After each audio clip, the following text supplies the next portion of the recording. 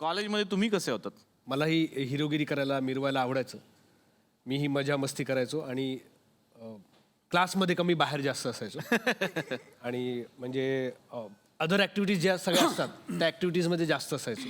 आणि माझे क्लासमेट म्हणजे भरत जाधव, नंतर विकास कदम, पॅडी, हे सगळी मित्रमंडळी होते. त्यामुळे सर्वात जास्त क्रिएटिव्हिटी बाहेर व्हायची. सई, तू कशी होतीस कॉलेजमध्ये तुझ्या? मी थोडीफार अप्पूसारखी होते. मी कॉलेजमध्ये असताना मुलांवर रॅगिंग केलेलं आहे. फक्त अप्पू आणि माझ्यामध्ये फरक एवढा आहे की अप्पू रॅगिंग करून घाबरून पळून 8 दिवस कॉलेजला दांडी नाही मारत. ती सिच्युएशन फेस करते. पण मी घाबरून 8 दिवस कॉलेजला गेले नव्हते पुढचे रॅगिंग केल्यानंतर. कारण मला असं कळलं होतं की त्या मुलाची गँग मला शोधतीये. अरे कोण आहे बापरे. ती मुलगी. मी त्याला झाडाला किस कर असं सांगितलं होतं हा, सगळ्या कॉलेज समोर. आणि त्यांनी केलं होतं ते. आणि मी घाबरून 8 त्याला दिवस. माहित नव्हतं झाडं सजीव असतात. काय? आता मला विचारायचं की सचित पाटील जसे आम्हाला दिसतात सोज्वळ शांत, असेच होतात कॉलेजमध्ये? कॉलेज माझं रुपारेल कॉलेज होतं, DG रुपारेल महाविद्यालय. पण कॉलेजच्या काळात खूप गमती जमती केल्या आहेत. कारण आमचा खरा क्लास भरायचा तो नाटकाच्या तालमींना. म्हणजे आम्ही इंटर कॉलेजिएट एकांकिका स्पर्धा करायचो. आणि माझ्या सुदैवाने माझ्याबरोबरचे जे त्या क्लासमधले क्लासमेट्स होते ते आदेश बांदेकर, सुचित्रा बांदेकर, सुमित राघवन, यतीन कार्यकर, अशी अनेक एक फौज होती. एक गाण्याचा ग्रुप होता, कौशल इनामदार, अजित परब, शिल्पा पै, कमलेश भडकमकर. आणि ही सगळी मंडळी एकत्र येऊन एकांकिका करायची. त्यामुळे खूप आठवणीत राहतील असे हे क्लासमेट्स आहेत. मी मगाशी म्हटलं त्या पद्धतीने हे क्लासमेट्स माझी फॅमिली आहेत. आजही इतके वर्ष आम्ही एक फॅमिली असल्यासारखे एकत्र आहोत. पण कॉलेजमध्ये काही किस्से घडले, तुम्ही काही केलं? एक एकांकिकेचा किस्सा आहे. आदेश बांदेकर एकांकिका बसवत होता आणि आदेशची वाईफ सुचित्रा बांदेकर आणि मी हिरो हिरोईन होतो.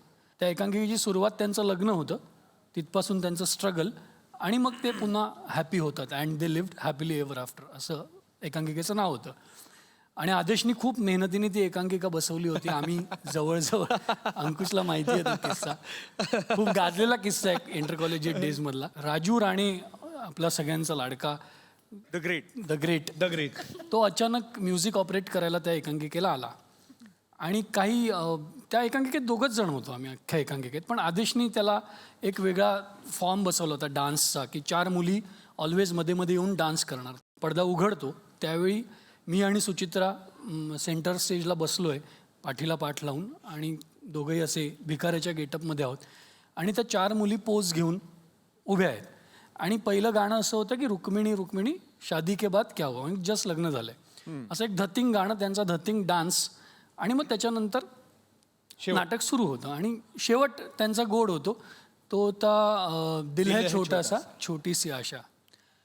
तर एकांकिकेला सुरुवात झाली. आम्ही असे 2 जण त्या काळात गोष्ट म्हणजे रोजाची गोष्ट, CD वगैरे नाही, कॅसेट प्लेअर होते. आणि राजू राणे असा समोर बसलाय इथे त्यावेळी असं पिठात म्युझिक करायला बसायचे. आदेश विंगेमध्ये, आदेश बांदेकर विंगेमध्ये. आणि आम्ही असे पाठीला पाठ लावून इथे बसलो. आणि इथे 3 त्या 4 मुली होत्या, जसे आता इथे डान्सर आमच्या होते, सगळे छान मुली डान्स करत होते, तशा त्या मुली त्यांची एक रुक्मिणीची अशी पोज घेऊन उभ्या होत्या. मी आदेश अंकुश, आदेश, सचित, सुचित्रा, राजू रेडी, राजू पडदा बंद आहे, पडदा रेडी. आणि राजूची रिॲक्शन, राजू म्हणजे समजा मी इकडे असेल तर रेडी. मी बसलेला करत नाही, मी रुक्मिणी मधली एक मुलगी करतो. ओके. पडदा उघडला आणि रुपारेल कॉलेज सादर करीत आहे अँड दे लिव्ड हॅपीली. दिल है छोटा सा छोटी सी आशा. काही अपरिहार्य कारणामुळे, तांत्रिक बिघाडामुळे आम्ही पुन्हा एकदा एकांकिका सुरू करतोय. प्लीज पडदा पडा, प्लीज. पडदा पडला. तुम्ही धीर सोडू नका. मग इकडच्या गर्ल्स रेडी. राजू रेडी. सचित, ओके, रेडी. आणि पडदा उघडला. रुपारेल कॉलेज सादर करीत आहे अँड दे लिव्ड हॅपीली.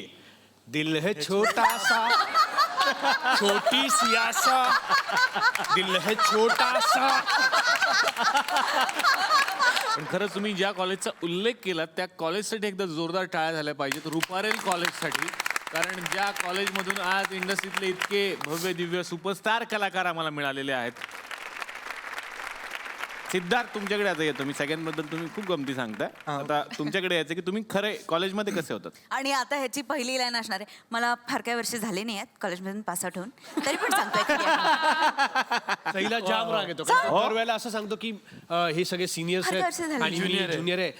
तर मला फार वर्ष झालेली नाहीत. मी आत्ताच आलो इंडस्ट्रीमध्ये. माझं वय तेवढं नाहीये. मी हे लोकं सगळ्यात सगळे- लहान आहे, blah, मी blah, सगळ्यात blah, लहान blah, आहे. blah. ह्याचा सईला खूप राग येतो. हो ना? अरे हो रे हो, तू लहानच म्हणून काय झालं. तर आता का दूध पाजू आम्ही तुला. अशा लेवल असतं. हा सर. तर तू लहान होतास. तरी पण तू म्हणणारच, म्हण. नाही मी खरंच असं काही म्हणणार नाही. सई खूप मोठी आहे माझ्यापेक्षा. नालायक. नालायक. मी असाच होतो कॉलेजमध्ये सेम. म्हणजे मी जेवढी दंगामस्ती क्लासमेट्सच्या सेटवरती करायचो तेवढंच मी कॉलेजमध्ये पण करायचो. एक म्हणजे मी कॉलेज 11वी-12वी मनापासून अटेंड केलं. कारण तेव्हा कसं युनिफॉर्ममध्ये नसलेल्या मुली बघायला मिळायच्या. हे कधीच नव्हतं पाहिलं. म्हणजे शाळेमध्ये सिव्हिल ड्रेस जेव्हा घालून यायचं. अरे काय काय म्हटलं काय म्हणजे ते कळलं नाही. विनोद चांगला होता पण तो कळला नाही मला. नाही शाळेमध्ये मगाशी आलं लक्षात. आलं लक्षात. हे अगदी ऑनेस्ट उत्तर आहे. बरोबर. हे 11वी-12वी फक्त. आणि मग आता इतक्या बघितल्या.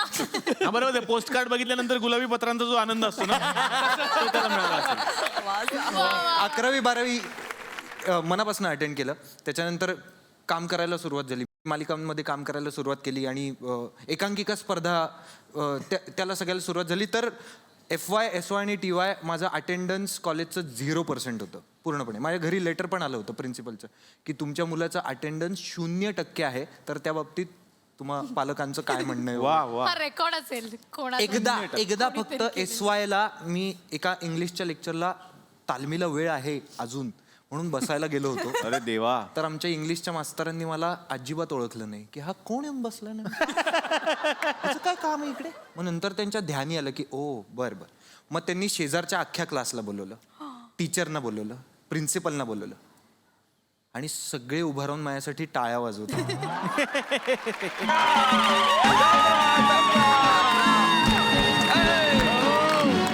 शांतरा अजिबात गडबड करू नका. आपल्या गावामध्ये फार मोठे मोठे पाहुणे आलेले आहेत. पण सर्वप्रथम मी तुम्हाला सांगू इच्छितो की काल तुमच्या भेटीला आमचे जुळे बंधू आले होते, ज्योतिषवाले. ज्योतिष बघतात. तर सोनाली मॅडम जुळे बंधू आहेत ते तुमचे. हा जुळे म्हणजे ऍक्च्युली आम्ही तिळे आहे. हा ठीक आहे ना. आम्ही दुसरं कोण आहे. म्हणजे हे मी आणि ते ज्योतिषवाले आणि नंदी बैल. असे कसे तिळे असतात. असे कसे तिळे. तो तिसरा कसा तुमच्यात मॅच होईल. नाही मॅच म्हणजे कसं झालं आमचं उत्पन्न वाढलं की नाही त्याच्यामुळे इन्कम टॅक्स वाल्याने त्याला अर्धाच पाठवला. हवा येऊन द्या, त्याला हवा येऊन द्या, डोक्याला शॉट नको, हवा येऊन द्या. मी मराठी, झी मराठी. झी5 ॲप आजच सबस्क्राईब करा आणि आपल्या आवडत्या मालिकांचे भाग कधीही कुठेही पहा.